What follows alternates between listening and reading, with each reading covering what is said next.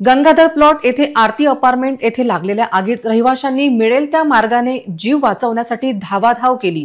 अतिशय विदारक अशी परिस्थिती होती। आग लागल्यानंतर इलेक्ट्रिक करंटचे स्फोट होत होते, पण वीज पुरवठा आपोआप खंडित का झाला नाही असा प्रश्न उपस्थित होत होता।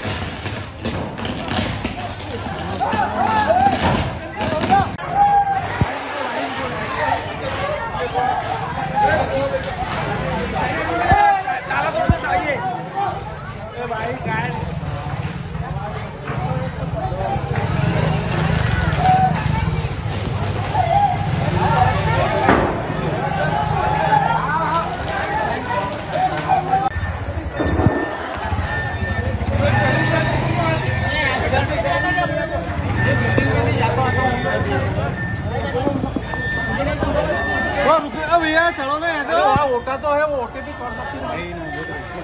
अरे ऐसा पलट के वो ओटो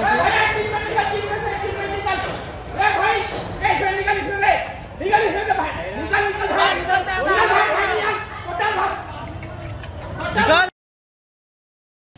गंगाधर प्लॉट येथील आगीचे हे भीषण वास्तव तुम्ही पाहिले। मागे आग लागली आहे, महिला त्यातून बाहेर आल्या, त्यांच्या मागे इलेक्ट्रिक वायर तुटून खाली पडली, तिचा स्फोट होत होता, पण इलेक्ट्रिक करंट मात्र ट्रिप झाला नाही आणि तो बंद झाला नाही। अशा प्रकारे थेट लोकांचे जीव जाण्यासाठीची यंत्रणा येथे दिसून आली। आग लागल्यानंतर या ठिकाणी अपार्टमेंट मधील दुचाक्या जळून खाक झाल्या। अपार्टमेंटचे फायर ऑडिट सेफ्टीचे कुठलेही उपकरण येथे नव्हते। निमुळत्या गल्या आणि त्यात अग्निशमन गाडी जाण्यास देखील जागा नव्हती। अपार्टमेंट बांधकामांचे सर्व निकष गुंडाळलेले असल्याचे आजूबाजूला उभ्या केलेल्या इमारतीतून नागरिकांना देशी जुगाड पद्धतीने बचाव करणारे सामान्य नागरिक समोर आले होते। आपत्ती व बचावाचे पथक कुठे गेले असाच प्रश्न उपस्थित होतो। आगीने कुठलीही जीवितहानी झाली नाही हे सुदैव, पण अशा प्रकारे आपत्तीच बचाव पथक अग्निशमन दलाच्या सोबत का नव्हते? त्याचबरोबर लोकांना आगीतून बाहेर काढण्यासाठी यंत्रणा नव्हती, असे भयानक वास्तव समोर आले आहे। लोकांनी स्वतःच मिळेल त्या शिड्या वापरून इतरांचा बचाव केला। या आगीत काहींना किरकोळ भाजले आहे, त्यांच्यावर उपचार सुरू आहे। महापालिकेच्या भोंगळ कारभाराने नागरिकांचे जीव गेल्यास जबाबदार कोण असा प्रश्न उपस्थित होत आहे।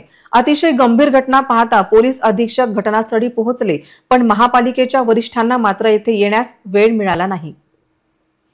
9:30 बजे के आसपास मेरे को मालूम पड़ा, मैं ऊपर था दूसरे मंजिल के ऊपर, एकदम धुआं ऊपर आया, ऊपर आके एकदम से वो उड़ गया। पीछे के साइड से मेरे को नीचे उतारे और नीचे आके देखा तो पूरा ये जल रहा था। इसमें 15 से 20 लाख रुपये का नुकसान है। ये क्या का गोडाउन था आपका? ये प्रेमी के सामान का गोडाउन था। अच्छा, तो पूरा जल गया पूरा? हाँ, मेरा घर ऊपर है तीसरे मंजिल पे। ये अपार्टमेंट में कितने लोग रहते? इसमें 12 लोग रहते हैं। किसी 12 फैमिली मतलब किसी को जीवित हानि वगैरह हुई क्या? किसी नहीं, कुछ भी नहीं।